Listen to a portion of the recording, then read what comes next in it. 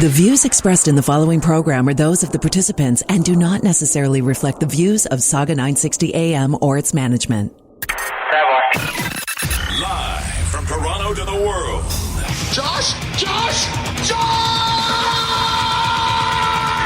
This is Josh Holiday Live. Talk that rocks. The public needs to be informed. Josh might surprise us. Got an opinion? Dial 647-6YO-JOSH. When you hear him, you're like, what? Josh Holiday Live starts now.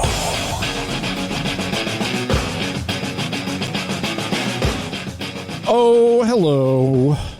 Good day. It is Josh Holiday Live.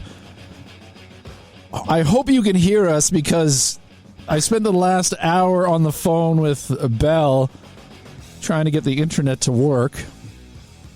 It is Josh Holiday Live. A special co-host today. Two tall, bald dudes. Johnny Scholes is with me from an undisclosed location. That's right. Yeah, in my house, in my bunker. We call it a house. Bell picked an excellent day for your system to crap out. It was wonderful. Appreciate it. Yeah. Well, so I should explain. I do the show up at my mother's house. I don't live here, but I have a basement all to myself that I set up a little studio in. And on Wednesday, almost in anticipation of maybe the added bandwidth of having you remote and us streaming this to the station and all the bandwidth, I thought, well, let's upgrade the internet to a faster speed. And I guess today is the day that maybe that's happening. And so I get here at 2:00 and there is no internet at all.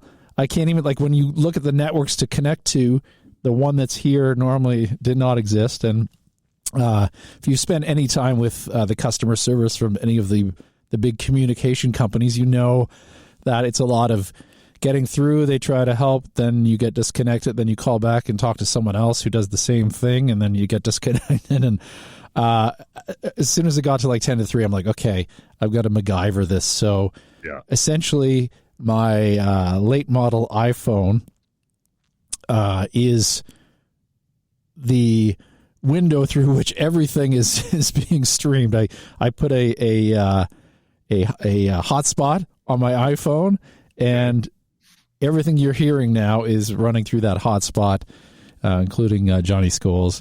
So let's hope it lasts the whole hour. Well, it's funny too, right? Because in one side you think, man, what kind of barnyard radio are you guys running over here? But then the other side, you got to figure 5-10 years ago, doing this would seem like George Jetson. How could you possibly do a live radio show in the GTA and run it through your phone in your mom's basement? That is mental. Well, I'm just glad that I'm glad that I get I'm glad the signal reaches the basement here, because the SOL if it didn't. So thank God. Yeah, so now I realize I could probably do the show from my car. Let's not try that. If ever I'm down on my luck, set up a studio in my back seat. Yeah. Where I also live. You can't do it while you're driving, though, Josh. You got to park. So may I suggest Queen's Park in a couple hours? It's a good place to be an absolute parking lot. You're not going anywhere down there, pal. So. I'm so annoyed. It was annoying enough that these racist truckers, and you can't label them anything else. If there's a few of them that are, and the rest of them are okay with it, then I'm sorry, but you're part of that group. You'll be tarred with the same wide brush. Well, I just don't think the original incarnation of what was supposed to be going on in Ottawa, now in Toronto, the original organizers like, seriously, this is not what this was supposed to turn into. This was not what it was supposed to be, and now it's gone completely off the rails. I think I told you this yesterday when you and I were chatting about doing this show today, that my niece. I have a niece that works with sick kids, and they were told, she's off today because it's her birthday, but they were told today and then following through the weekend and maybe early next week, don't wear your hospital ID on your person. Don't let anybody see it. Don't wear scrubs come to work in your street clothes because they've chosen the task of harassing our healthcare workers. So everyone's basically afraid for their life and their job in a hospital because of what's going on down there, which I thought is just absolutely appalling. Like it's ass hattery of the highest order. Well, you're harassing healthcare people. And the unfortunate thing is Queen's Park is essentially on the doorstep of a whole bunch of the major hospitals. Hospital Row. Yeah. And if you're clogging up the area around Queen's Park, it also means you're slowing ambulances and essentially increasing the chances that someone who has nothing to do with your convoy is going to die. Yeah, pretty much. It's stupid all around. I almost feel so tempted to go down there with a microphone or put on some scrubs and just go walk around and see what happens. It's like the danger zone for me. Where do you stand on that whole thing, though? I mean, barring the silliness with the F Trudeau flags, and the swastikas always come out of these things. I don't know what the relation is with what they're trying to achieve down there with truckers. I get the mandate thing. Where do you stand on that whole thing as far as the mandates and even as far as like vaccine stuff? People losing their jobs and getting fired over for not being vaccinated, brother. Where do you stand for that? You know what? I've been pro mandate. I think it's the selfish people that are holding us back. Just do what's right, get it done. The reason we went back to stage 2 is because of the unvaccinated. It was because the hospitals were too full, so we had to pull back, and the only people clogging up the hospitals, or 99% of the people clogging up the hospitals, are the unvaccinated. So I'm pro mandates, and I was really disappointed that there wasn't an official government mandate for healthcare workers. Of all the professions that should do the right thing. The ones that surprised me, though, any healthcare worker out there that has chosen not to vaccinate for personal reasons, I can't get my head around that, doing what you do. I mean, okay, if you're a real estate agent or if you're car sales or if you're working on a railroad, okay, fine, it's a personal choice. I get that. You don't believe in it. Maybe this vaccine, round fine. But if you're actually in healthcare, your job is science-based. You have to totally. I don't get it. I don't know. No, and there's for quite a while now that there's been a heavy overlap. I had a guest on that talked a lot about this, but there is a real overlap between the anti-vax movement and the white nationalist movement. There's brothers in arms, so it's not that surprising that the trucker convoy ended up being tied to that. And also, if one of your main organizers has publicly talked about his Islamophobia, essentially, you're starting off from the wrong foot. Anyway, so let's get away from all this stuff. I do it every week on my show, and it's frustrating, especially because I say I'm in a misinformation sandwich here on SAUGA960. So I'm kind of like the actual reality-based information show between two buns of misinformation. You're the meat, buddy. Yeah, I'm the meat. I don't normally talk about, hey, what's opening this weekend at the theaters. Let's take a look at the. It's such a radio cliche, but I'm excited that Jackass Forever is opening. I don't know what, like it used to be a guilty pleasure, and now, as I've mentioned, as I get older, I'm like I have fewer and fewer guilty pleasures. I just don't care. I know. But I've always loved the Jackass movies, and I think it's actually enough to get me back in a theater, because since the pandemic began, I haven't set foot in an actual movie theater, and this type of movie is so much better in an audience all experiencing the jackassery together. Did you the other one that came out that had similar vibes was a Bad Trip, which was, did you watch that? No, I haven't. But Johnny, the Jackass Forever, you talked about that coming out. I mean, Johnny Knoxville, Steve-O. I mean, these guys are of an age now where they pull this off. And do you think a movie like this still has legs? I mean, when did the first Jackass come out? I think the actual TV show was in the 90s, and it's sort of, it's been a long time since. But I think what they've done here is they have the older guys, but they've recruited some younger guys to kind of partake in the festivities. But I think it's going to be huge. I think people need that release, And already, like, I didn't expect it, but Rotten Tomatoes already has it around 90% positive. Come on, they do not really. Yeah, That. It's getting great reviews, and I think part of it, is the timing of it. But same thing with Bad Trip. You gotta watch Bad Trip. Not just you, but anyone who's listening is gotta watch that. I'm excited. It's interesting though with the you mentioned the Jackass Forever coming out, and I asked you when the first in the TV show came out because back then there wasn't the proliferation of YouTube and internet and all the other available streams you can get where guys do this type of thing. I'm just saying to still make a movie, get it produced, pay for it, have it slammed into theaters. I wonder if it's still going to have the same sort of gravitas it would prior to all the other outlets we have. I hope it does because, God, everyone needs to get out in the theater, like you said, chew some popcorn and just have a good time socially again. So I hope it's a big hit. I really do. I'll be checking it out for sure, man. I think it'll do well. Like there's certainly people on YouTube who try to do these things, but I think it's missing an element of creativity where it's not just doing stupid things, it's doing stupid things in kind of a creative, like, oddball way, and it's on a giant screen, which adds to the fun. Watching it on your iPhone is not the best way to sort of see that stuff. But looking forward to it. Jackass, I think, John, are you good at segues? Because I'm about to blow your mind with this segue. I'm waiting for it with bated breath. Lay it on me, brother. All right. Well, we talk about Jackass, and you see all of the imitators that have come after your Bad Trip. People there's the Swedish guys. I can't remember their name. The something sons who did this Jackass type stuff, and now there's all kinds of people. If there was a Hall of Fame for this type of thing, Jackass would be in the Hall of Fame for that genre of entertainment. I think I know where you're going. Speaking of Hall of Fames, there it is. I think that should be illegal for radio people to use the term "speaking of." Yeah, it's in radio college. Day one of radio college. You have the term "speaking of." We don't use that anymore. Do not use that. But the nominations for the Rock and Roll Hall of Fame came out.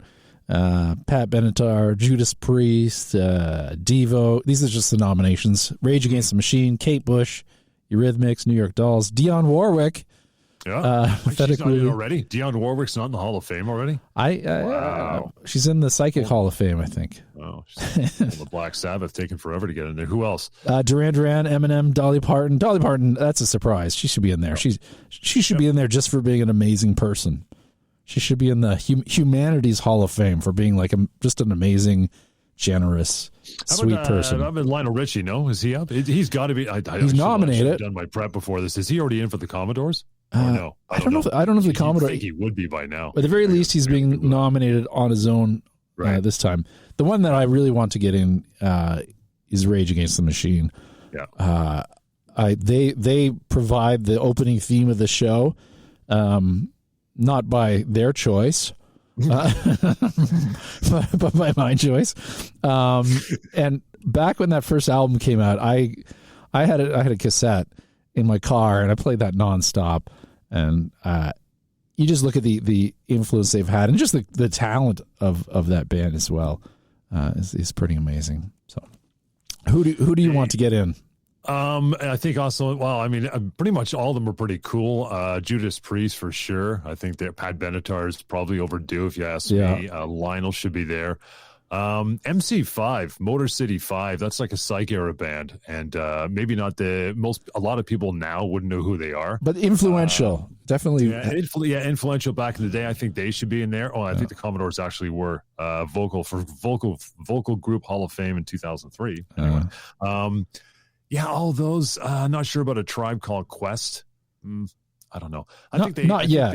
I think they spread the nomination a little too wide, a little too thin, a little too wide. Sometimes I think they might be on the cusp of who should be in there. Well, it's a long list, and I guess it's to get people like us talking about hey, wonder if this person should be on or this person. Blah, blah, blah, and blah, it's always a bone to pick with everybody, right? It's like any other list out there. There's going to be some say these people should be on, this band shouldn't, this artist should be. It's good for a little bit of coffee talk, like who should be in there, who you disagree with. But I mean, there's a fan voting that takes place too, right? Before the actual advance votes go in, and then the class of 2022 is what? May? I think they announced them in May. if memory serves. That's always the problem when you give the vote to people. Because people are dumb. Kidding. Yeah, people shouldn't vote on anything. If you look at what happened later in the show, we're gonna talk about. They did a survey of people's favorite television shows, and I think you'll see that people can't be trusted. You can't trust people's opinions. Excellent, love it. There's two stories here that I thought we would talk about, both body hair related. Okay. There is a woman who's very angry at her boyfriend because she didn't want to shave her legs, and she didn't shave them for a month, and the boyfriend decided he was going to break up with her because the legs were hairy. Yeah. Which I don't. You have a wife, John. Mm-hmm. I don't. But are you like? What's the deal on the leg shaving? She shave her legs, yeah, she does. And the thing is, though, because she's West Indian, she's Guyanese, so they're generally not super hairy people. I'm English Irish, so I'm like a monkey. But same, yeah. You know what I mean. But she's generally not. But yeah, she does. Are you kidding me? Oh, absolutely, she does. Yeah. She won't go out and do. Yeah, and it's hey, do what you want to do, live how you want to live, men and women both. But I prefer a shaved leg on a woman. I'm just saying. I'm the same. Legs like mine. It's just a preference. Like it's not something, if do what you want to do, but I just prefer it. Or if it's like that very fine white kind of, blondie hair, that's fine. You got to see it in the sun when you're on the beach, then you don't mind. But it's like, I know some fellas who do it. I know some fellas that I either shave or wax their legs. Honestly, there was a guy in my gym years ago. I used to walk in when he was showering. He'd be outside the shower with a towel. Oh, he did it at the gym? And he was shaving his legs in the gym. That's disgusting. We right? We could talk about gym, like stuff you don't do at the gym. That's one of them. I used to go to school with a guy who would shave his legs, and the excuse is always, well, I'm a cyclist. I'm part of the swim team. It's for aerodynamics. You're not a pro. You don't unless you're like competing for like a trophy or for money. You don't have to shave your legs as a dude. Yeah, it's like, brother, I've seen you down the Martin Goodman Trail with your kids putting hockey cards in their spokes. You're not a professional cyclist. You don't need to shave your legs. What's the real excuse? I've known guys like that too. Same thing. I'm a swimmer, man. I'm a competitive swimmer. Settle down there, Phelps. You don't have to shave your legs. Yeah. You just get one of those fancy like one-piece silk suits that the amateur cyclists like to wear. Yeah, it looks like a scuba suit. Yeah. Let's throw that thing on. Yeah, I agree. There's a model in St. Louis, Nikki Serenity. So I don't think she's like a Vogue model. No. Who's 24. She's from St. Louis. She only shaves her armpits twice a year, and her pits have been featured in 55 magazines while hairy. But there's others that refuse to work with her because they don't like the hairless pit look.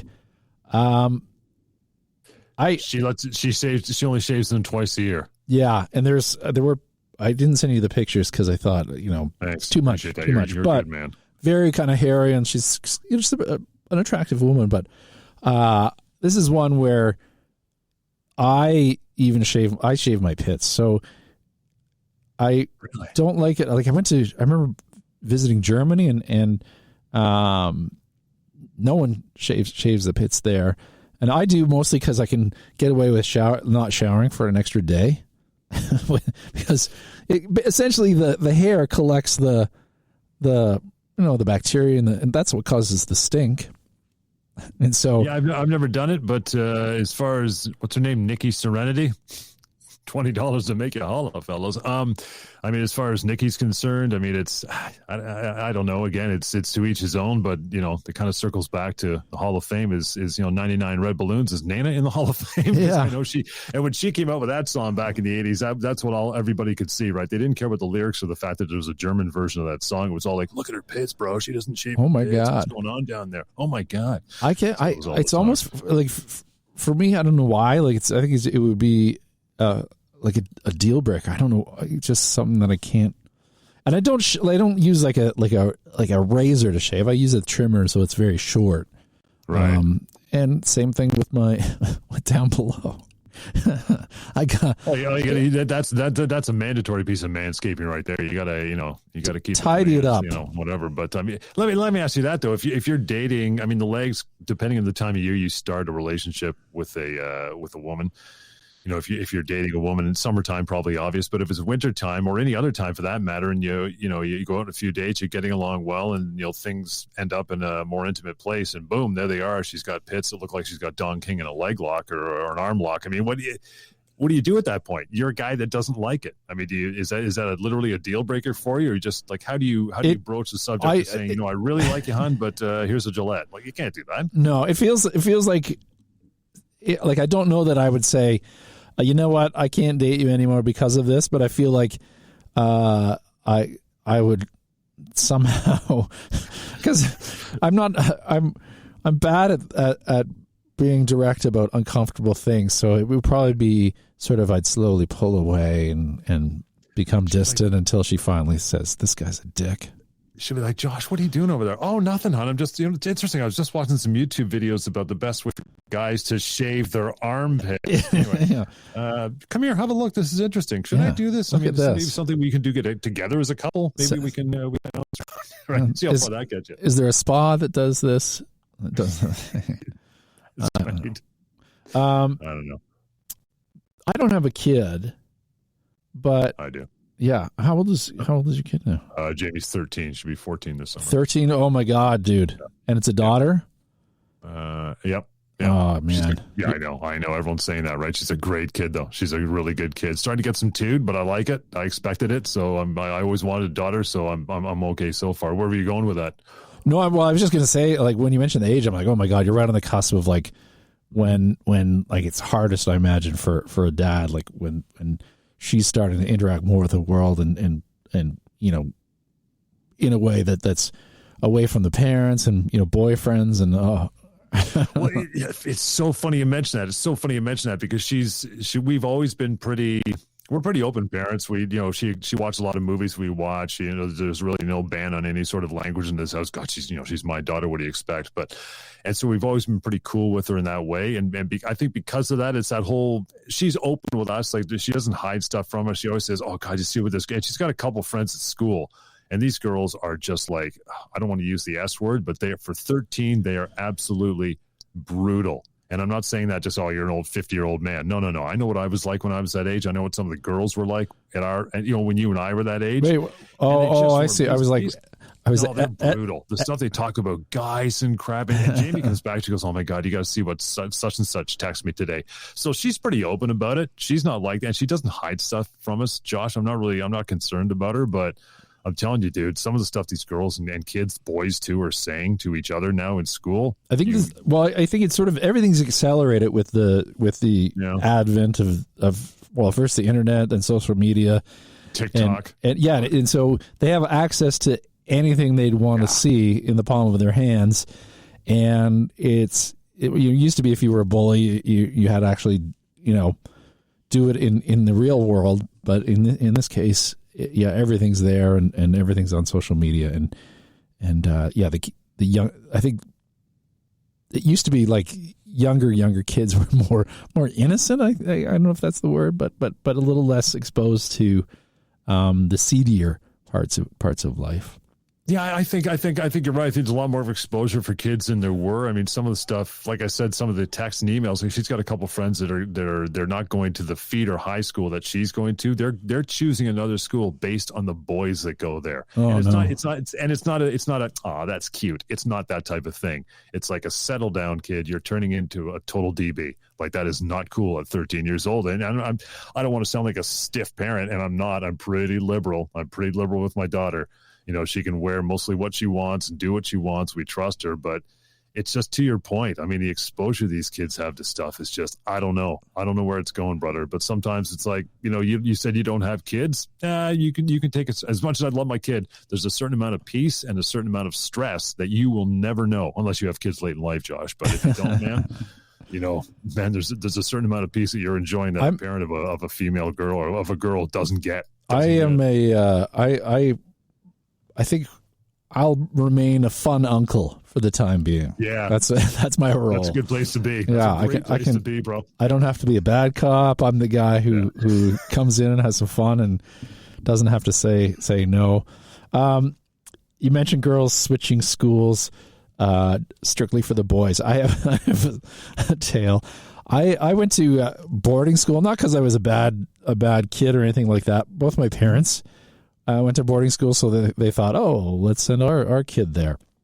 And I went to this school in Muskoka. And no, it wasn't like fancy luxury. It just happened to be in Muskoka. Sure. But it was a small school, like 110 students, and it had started out as a guys' school, a boys' school. But a couple, maybe like 2 or 3 years before I got there, it had gone co-ed.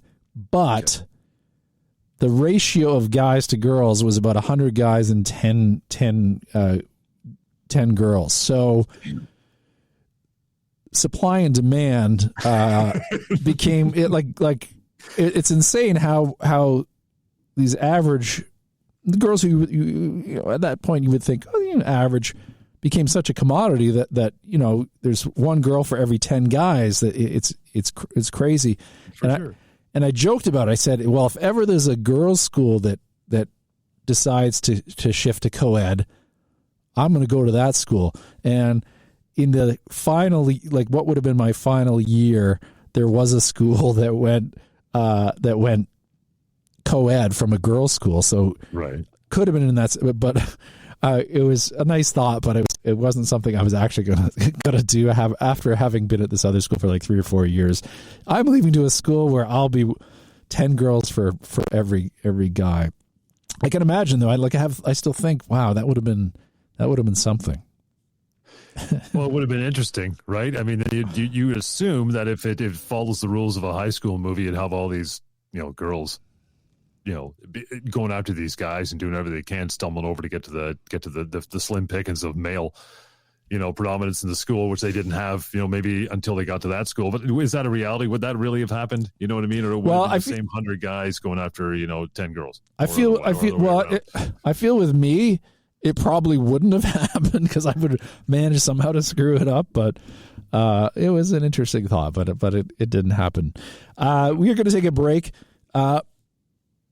There's a dad who's broken up with a husband and wife. They broke up, and when the daughter's at the dad's house, he sleeps in the bed, or she sleeps in the bed sometimes with the dad.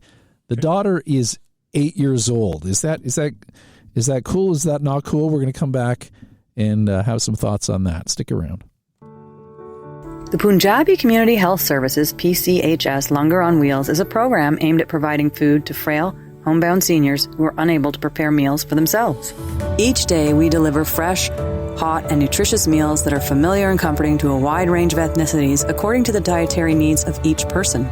Since 2016, PCHS has delivered nearly 200,000 meals to an average of 80 seniors per month. Too many seniors are stuck at home and out of sight. They are vulnerable to illness, weakness, and medical complications arising from hunger and poor nutrition. Now, more than ever, we need your help to expand our Langar on Wheels food delivery program. For more information and to donate, please go to our website, pchs.foundation. You can also send us an email at ceo@pchs.foundation. Our aim is a simple one, to ensure that no senior will go without food, ever. Are you looking for a way to make a difference in your business? Check out your local Board of Trade or Chamber of Commerce. These community-based business organizations are positioned to help your business in many ways. They are the voice of business that advocate for you every day at all levels of government. They give you access to business associates, government officials, and a host of programs designed to boost your bottom line. For more information, call the Mississauga Board of Trade at 905-273-6151 or visit online at www.mbot.com. Attention minor hockey teams. The Mississauga Steelheads want to give you the experience of a lifetime. Raise money for your team, skate on the ice as the Steelheads play in front of thousands of fans, or have Steelheads players at your practice. To get your team involved, head to MississaugaSteelheads.com or give us a call at area code 905-502-7788. Stream us live at SAUGA960am.ca. You all know that thing you use to send text. It works for actual mouth talking. Josh stuff, more Josh stuff, more Josh stuff. Get in on the conversation. Punch 647-6YO-JOSH to be heard. Talk that rocks. Josh Holiday Live. It is Josh Holiday Live. John Scholes. Big Johnny from the Rush Hour on SAUGA960. Yeah, man. Wednesdays. Is here. Wednesdays. Doing our thing. At the same time, 3 o'clock. So it's like we're almost related by our time slot. Looking for connection always. If you are just tuning in, we are broadcasting through a single cell phone. All of the equipment, all of the internet, all of everything is running through a late model iPhone. The internet is down at my studio. Was on the phone for almost an hour, but we MacGyvered it. And now we're running the whole show through a iPhone hotspot, and hopefully no expense. So yeah, I mean it's holding up so far. I was worried, but it seems to be doing okay. And if you are trying to call 647-6YO-JOSH, because of this situation, I didn't connect to our switchboard. But the thing about that number is you can call that number anytime and leave a voicemail. So if you hear something on the show you want to jabber about, or you want to talk about something in the future, whatever you want, you can leave a voicemail on that and it may get played on the air in a further show. You can also text that number. We'll see you can text it? You can text it, and you'll see the name, and I can read the text. And the other thing that happens is the next time we take live calls, you get a text saying, hey, the show's going live. So they can text that number now, and you can read the text if they got something to say. Yeah. Wicked. Dude, what's the number again? 6476 Yo Josh. Love it. I didn't realize that. It's 647-696-5674. So you're a parent. Yep. I am not. There's a lady who's quite angry. She wrote a letter to a columnist saying, my ex-husband still sleeps with my nearly 8-year-old daughter in his bed. She has her own bed and bedroom to herself, and I've kept telling her to sleep in her own bed at Dad's. Mm-hmm. But she says, Dad says to mind your own business. Where do you fall on this? Is that too old to be sleeping in the bed alone with Daddy? This is gonna be interesting because in the spirit of being truthful with the good SAUGA960 listenership, I'm going to tell you something right here and now. My wife and I are not separated, so we sleep in the same bed in the same room. And probably up until a couple of years ago, the odd night, my daughter would still skip over for what and giggles and crash between us, and she would spend the night there. And we had no problem with it. Now she wouldn't be seen close to our room, of course, because she's 13. But up until a few years ago, she would come over every so often. And neither of us, my wife and I, absolutely had no issue with it whatsoever.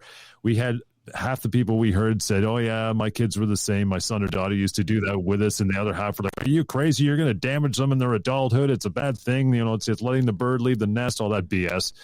This kid is well-rounded. She's great in school. She's got a great sense of humor.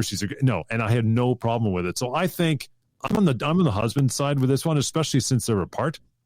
Yes, shove off, Mom. Don't worry about it. The kid's fine, obviously. She doesn't mind doing it. And when she's ready to go back in her own bedroom, or if she goes into her own bedroom, sometimes she crashes beside the old man. It's not a big deal. It's not a big deal. Yeah, I wonder what her actual underlying concern is. Like does she suspect her ex is a creep and might do something untoward, or like what? Yeah, it's sort of a weird thing for sure. Yeah, I guess because she's not there, but you got to assume, not knowing these people, that if the kid is honest enough with her mom to let that cat out of the bag, she would say that Dad was acting a little weird last night, blah blah blah, and that would escape as well, and she'd be alerted to such disgusting things. But it just sounds like I know I'm a dad, man. It's a daughter. I mean, dads and their daughters, there's no other bond like it. So it's like I don't think there's anything untoward happening there. But maybe that's her concern. But as far as whether it's good or bad or indifferent, to each his own, man. I don't have a problem with it. Like I said, my daughter used to crash in our bed up until a few years ago. Once in a while, and just said, "I'm coming in. I'm scared, or I'm bored, or I'm whatever. Mind if I sleep here?" Yeah. Tuck in, grab a pillow. Like we didn't care. Yeah, well, I'm the same thing here. Like my mom's 80, and I'll still sometimes crawl into bed with her if I'm feeling anxious. I don't see what the problem is. You know what? Thanks for the visual. Thanks, Josh. You made my weekend. Thanks, man. I appreciate that. Josh crawling into bed with his 80-year-old mother. Amazing. Sometimes a guy has nightmares. Like when his internet goes down, he has to do a radio show on his phone. I know. Here's a study. Okay. It's all about studies. In terms of what you find attractive about the opposite sex, they did a study. The online pharmacy Dr. Felix commissioned it. They surveyed Americans ranging from 18 to 65 years of age and asked the following question. Have you ever wondered what makes you attractive to the opposite sex? Well, personality is obviously a huge factor. Our survey looked at the top physical features that make us sexy. These physical preferences can change over age, location, and even salary, so you can really see where your own body and your own preferences fit in. So essentially, what do males think are the most attractive features on a female? What if you had to go first? You've seen the chart, yeah? Yep. Okay, so I can't quiz you. I can't say, hey, guess what it is. If you're listening, you can take a moment and think of what you think is most important. I agree. Like, let the cat out of the bag here. 46% of the respondents said face, and I think makes sense. I think that's sort of the first thing you kind of see in the eyes, and it's all sort of all comes together there. Although they do break it down, they say. I can't see if it's 7 or 1% said eyes, but I think that's 1%. That's tied in 1%. That's tied in with the face. So we'll just say 47% face. Now, when it comes to other things, John, what's your beyond the face? Let's break it down, right? 4% stomach. So I guess that's whether she's got tight tummy, flat tummy. Yeah. Right. 18% was for the butt. Yeah. 11% said it's hair, which it's kind of related to the face. Sort of the face, yeah. Yeah, right. 9% said legs. 8% said chest. And that's about. And then 4% was other. Well, I don't know what other means, but I don't know. Feet, maybe. Maybe it's those feet dudes. Me personally, I would put a lot more weight, no pun intended, on chest, but that's just my personal preference.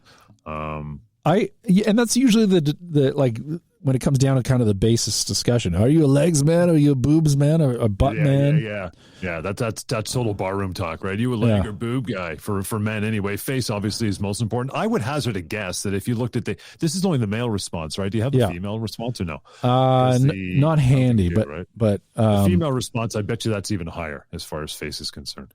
I'd say it's over 50%. Probably, and then probably tight abs and muscles. Yeah, a lot of it for women, man. I'm telling you, as you know, you've dated a lot of women. A lot of it's about personality and sense of humor. This is true. It's so less physical with women. But the study, I think, still broke it down into physical traits, and I think those were some of the key ones. I think the pecs were the biggest one. Beyond face. Anything to do with pecs or hair, I'm done. I'm finished. I got none. Hair in particular. I'm done. Forget it. It's all over. I got to rely on something else. Height, I guess, is all I got going for me at that point, right? I know they did not include on the woman's side wieners, but oddly enough, I would fail in that. I don't know what the study is, but I'm sure that's going to change in the next little while due to demand. But no, they didn't put wieners on here. No. I'm same thing. Something about the chest. I think I always have these theories about why I'm certain ways. I was adopted, so I never breastfed. So I'm like, maybe that's why I'm so fascinated by the boobs is because I as a child I was never. You were missing out. Yeah. You're trying to make up for lost time. Let me ask you this: do you got a girlfriend now? No. I don't. Historically, the women in your life, have they been chesty? Well, that's the thing. It's not so much like a hey, I need a woman with large boobs. It's just in general, I have an appreciation for that. It really doesn't matter. from a handful to like it doesn't matter. I just find myself sort of, interested in that. Yeah. As a guy, I know some women, it doesn't matter. A lot of women I know it does matter to them. Where does height register with you as far as being attractive to someone opposite sex? To like a woman? Well, your ideal woman is 5'2" or she's 5'11". Well, we're both tall dudes. We how tall are you? I was 6'5". Now I'm closer to 6'4" because I'm shrinking because I'm old. But I'm 6'3", 6'5". and we look similar. I was going to mention this. That's funny. Remember when we were a better nose than I do? We were working. We were working at the magical place, Young and Norton.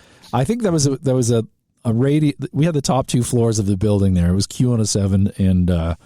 I think initially before I got there was the Hog, and then it was Talk 640, then it was Mojo. But I think that building or those 2 floors epitomized kind of the peak of radio, the heyday where it was like so luxurious, big grand piano in the foyer, all kinds of room and offices. It was like a radio playground. And I imagine when they built it, it was covered in white dust. Especially on the console. Yeah. Little extracurricular activities during your shift. Back in those days. But it's funny you mentioned that. Set the scene for everybody who's out there. Now, this station, there used to be years ago what Josh is talking about, where this radio station was on this 12 or 13 story building at Yonge and Norton, which is between Finch and Shepherd on the east side in Toronto. It used to be a movie theater called the Willow. I used to go there growing up as a kid. I saw Star Wars there in 77. Ripped it down, put up this office building. And to Josh's point, they took the top 2 floors and put 2 radio stations in there. Now the top floor is where all the broadcast studios was. That's where I worked. That's where you worked. The lounge. And to your point, the lounge had a full kitchen, a pool table. There was a deck, not even deck, a patio out back. Barbecue. 20 feet by 40 feet. There was remember the glassed-in smoking room? Actually a smoking room inside the radio station. Yeah. Crazy. Those days are so long gone. So long gone. But there was we were both working there at the same time, and there was one sales guy whose name I can't remember, who he didn't realize that we were 2 different people. So he would see one of us and he would think like we were indistinguishable from one another. So he just thought there was one person, but there were 2 of us with 2 very different jobs going on. It was pretty funny. Yeah. Because we had a similar, even back then had a similar tall kind of, starting to recede bald and fair skin, fair hair. Yeah. Obviously from somewhere in the UK. Incredibly handsome. That's right. We just, yeah. So I went off on a tangent here. We were talking about boobs and talking butts about height and tall women. Height. Oh yeah, height for you. Height. I have no real preference at all for height. I do. I mean, I'm a 6'3" guy. You're 6'4" guy. I do. I mean, I kind of like the idea of having someone like 5'11" or whatever, but it really doesn't matter. The only time that I was really uncomfortable was I was dating for a little while this Latvian woman who was 6'4". So she was an inch. Just going to say that. I was just going to say, would you date a woman who was taller than you? She was an inch taller than me, and I didn't think it would be a big deal, but it was just like such a weird, like walking beside her was just such a weird sort of sensation where it was just freaked me out. Like I didn't think it would, but it was just such a rare thing where, it was very weird. But yeah, I that was the only time I felt kind of just odd. Like it wasn't like I was repelled, but it was just sort of like this weird feeling like, wow, I've never experienced this before. But follow-up question. Did she have bigger feet than you? I don't think so. I'm a size 11. If anything, maybe close, but I don't know. It was strange. I couldn't do it, man. I couldn't do it.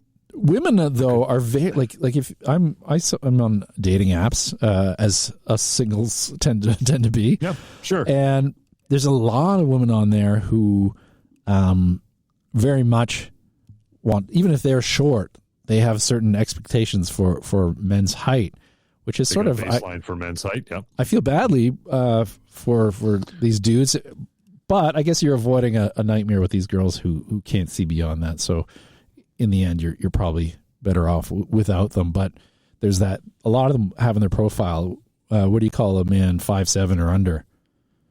a friend. Oh, it's brutal. Shots fired. Savage. But you know what, though? To be honest, my wife's, I consider her to be a pretty cool woman, but she's 5'2", 5'2.5". She's like, no way I would date a guy who's like under 5'9". Like, not gonna happen. I'm like, you're 5'2". See, yeah, that's strange. You think it would be like in proportion, like as long as you're within a certain amount. No, we'll see a guy like walking down the street, right, or in the mall. Say, look over, that guy's like handsome. Like, I'd shag him. She's like, he's a dwarf. Like, he's not a dwarf. He's 5'8", 5'9". She's like, no, not happening. I don't care how much money he's got. I don't care how good looking this guy. No, he's way too short. I'm looking at her going, honey, you're 5'2". She was like, doesn't matter.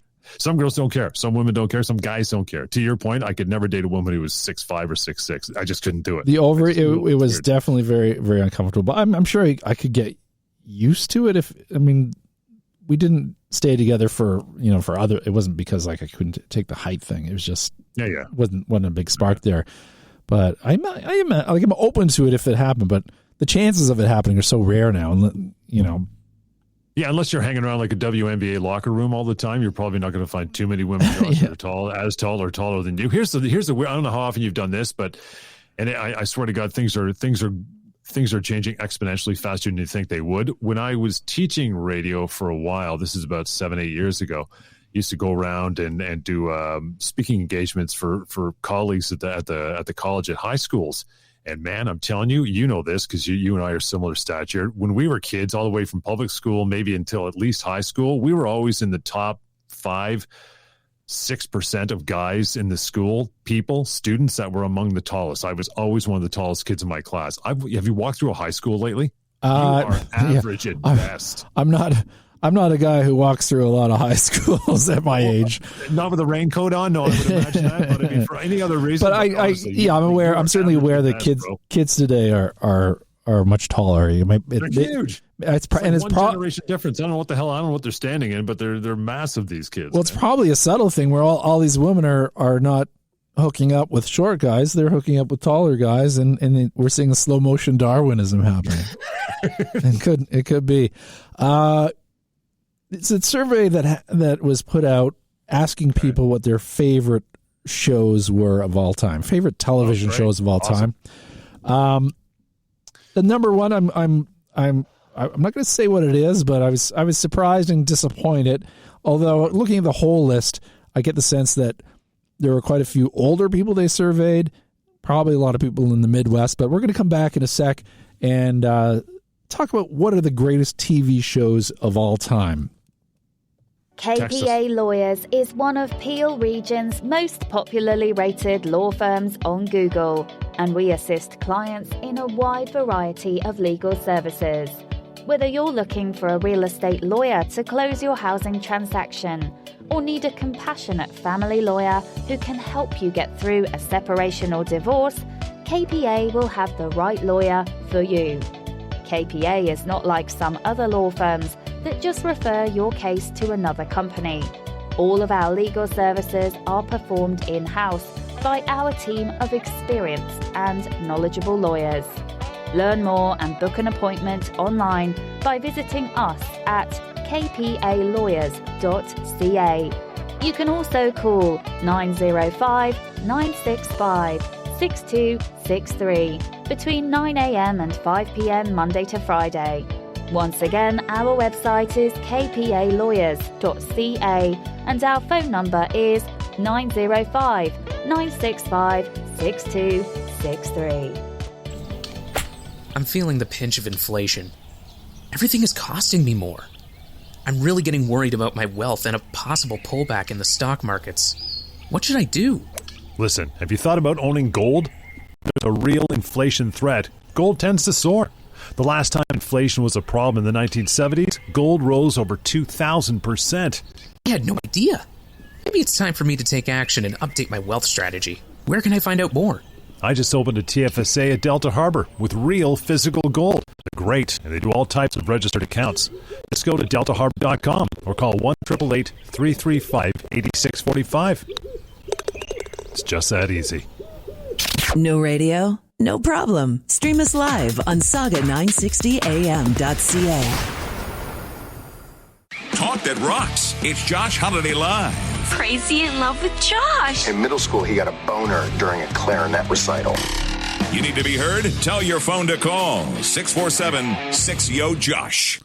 Yes, it is Josh Holiday Live. John Scholes is with me here, and we've got to make this one quick. I didn't realize how much time we've jabbered away for. But they put out a list, the greatest TV shows of all time, as according to a survey of 2,000 adults.